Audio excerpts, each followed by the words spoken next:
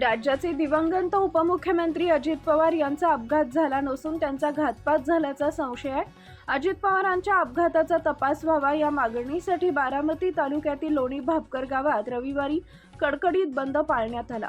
लोणी भापकर ग्रामस्थांचा अजित पवार यांच्या विमान अपघाताच्या चौकशीसाठी मृत्यूबाबत सखोल आणि पारदर्शक चौकशी व्हावी अशी ग्रामस्थांची मागणी आहे। अपघातातील ब्लॅक बॉक्स माहिती, सीसीटीव्ही फुटेज आणि संबंधित विमान कंपनीवर कारवाई करण्याची मागणी आंदोलनकर्त्यांनी केली आहे।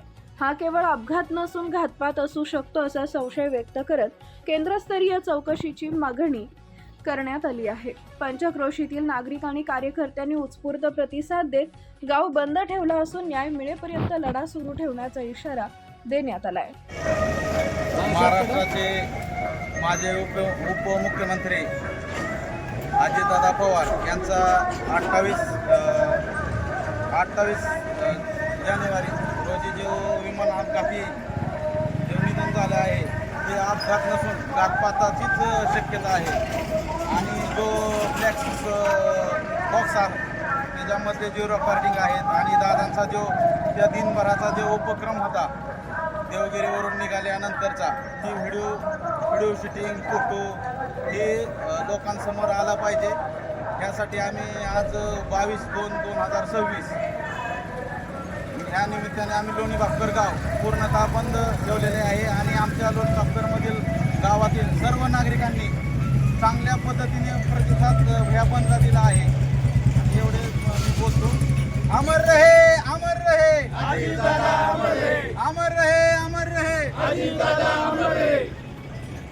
रविवार दिनांक 22/2/2026 रोजी लोणी भापकर गावाने बंद पाळण्याचा ठरवला होता आणि आज तो बंद सर्व व्यावसायिक सर्व ग्रामस्थांनी चांगल्या रीतीने सहभाग घेऊन गाव बंद ठेवलं।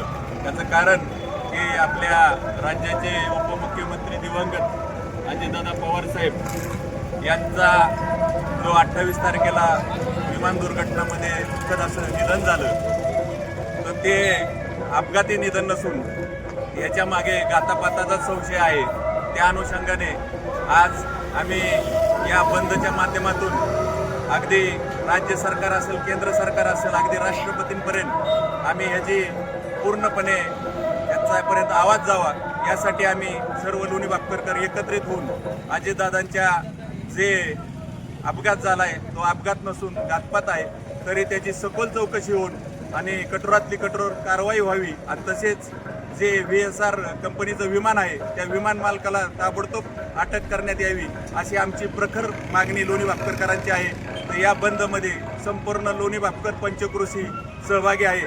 तरी परत एकदा या अनुषंगाने मी अगदी दादांच्यावर प्रेम करणारा राष्ट्रवादीचा कार्यकर्ता मी या निमित्ताने दादांना भावपूर्ण श्रद्धांजली अर्पण करतो आणि दादांच्या असं अपघाती निधन झालंय ह्याच्यामध्ये जो कोण त्यात नालायक माणूस असेल त्याला कठोर शिक्षा व्हावी एवढीच मागणी प्रकर्तीने राहील। धन्यवाद।